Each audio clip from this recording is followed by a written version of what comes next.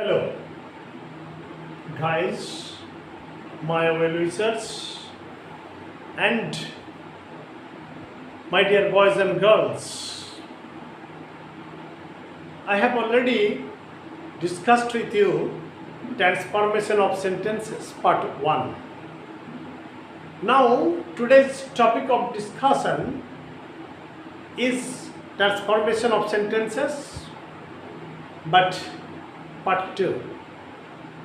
And before starting my lesson, I cannot but remind you that you should subscribe my channel, like, comment and share, so that I may be encouraged and enthused to appear before you with more grammatical items. Thank you very much. Let us start.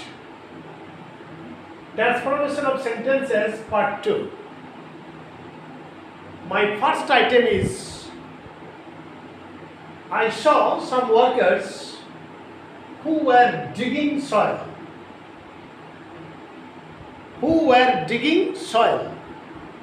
It is an example of complex sentence, and you are asked to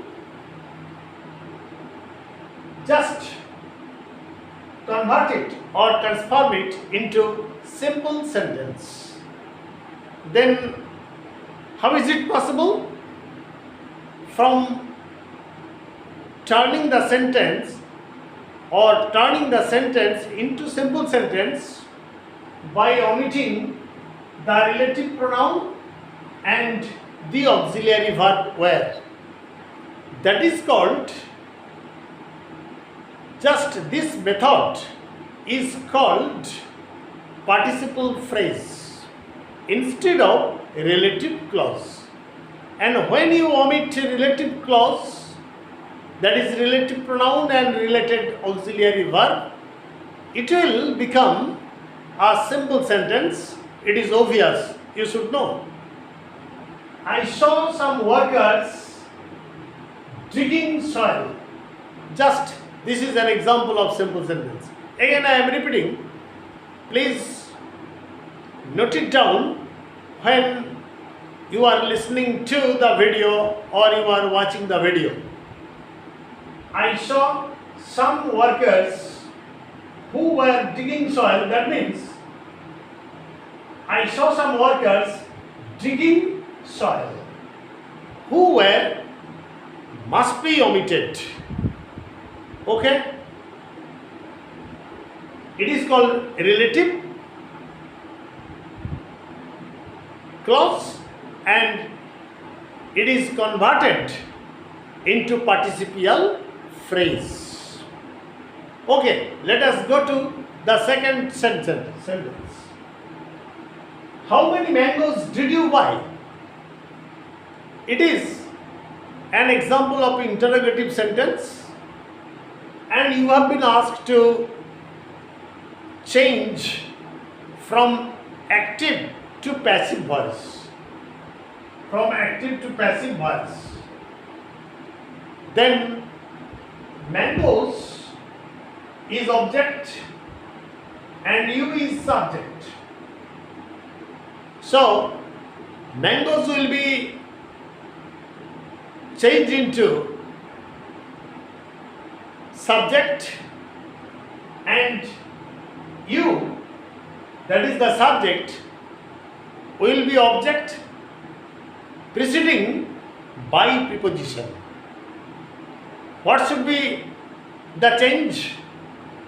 How many mangoes were, you know that it is an example of past tense because the auxiliary verb is did. How many mangoes were? Mangoes plural number, so there must be were. How many mangoes were bought? Buy, bought, bought, B-O-U-G-H-T. How many mangoes were bought by you? Okay? How many mangoes were bought by you. So you become object preceding by.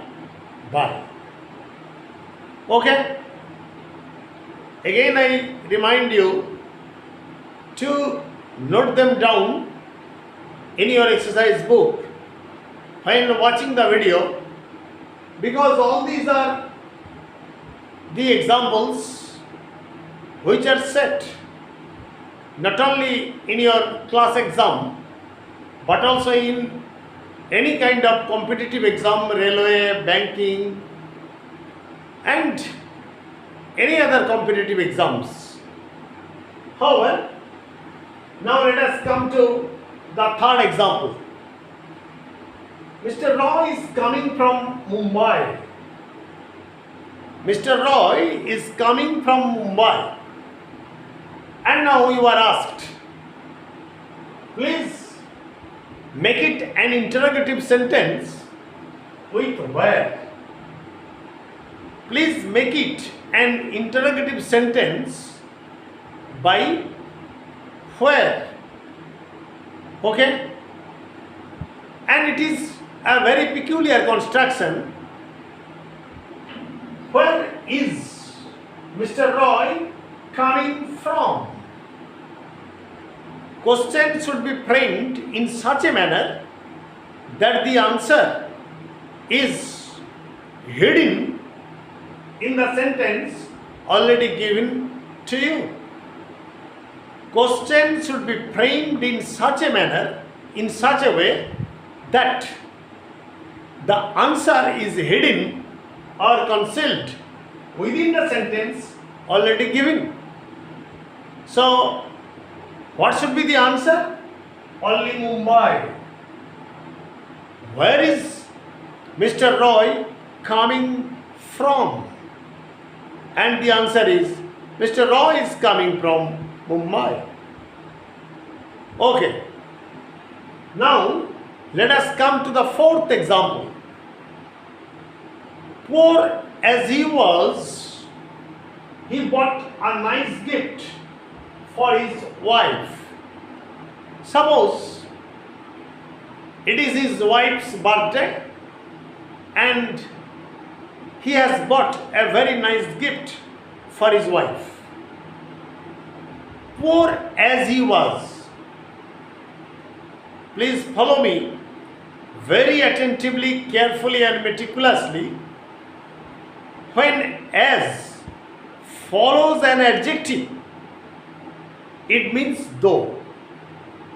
When as follows an adjective, it means though. That means here as means though. That means though he was poor, he bought a nice gift for his wife. I am dealing with very peculiar sentences. Though he was very poor, or though he was poor, he bought a nice gift for his wife. And you have been asked to convert or change it into a simple sentence. And having closed your eyes, you will bring in spite of.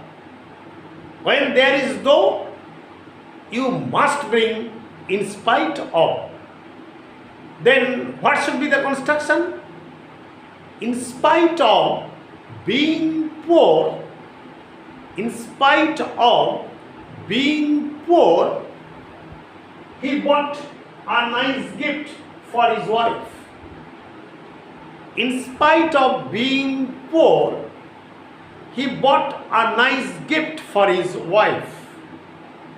Don't forget that here as means though, because poor is the adjective and as has been placed just after the adjective. When as is placed after an adjective, it means though. It is universal truth. Now let us come to the fifth example. I have read almost all the poems of Wordsworth. I have read almost all the poems of Wordsworth. And it is an example of simple sentence. And your teacher has asked you to change it into a complex sentence. And it must be a relative clause. For example, I have read almost all the poems which were composed by Wordsworth. I have read almost all the poems of Wordsworth. I have read almost all the poems,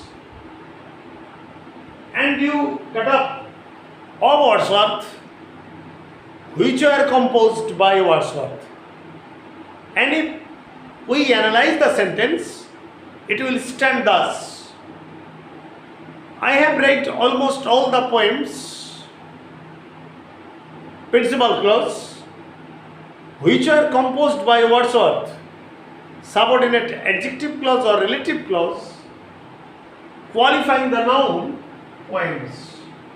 I am repeating the sentence. I have read almost all the poems which were composed by Wordsworth. And let us analyze the sentence. I have read almost all the poems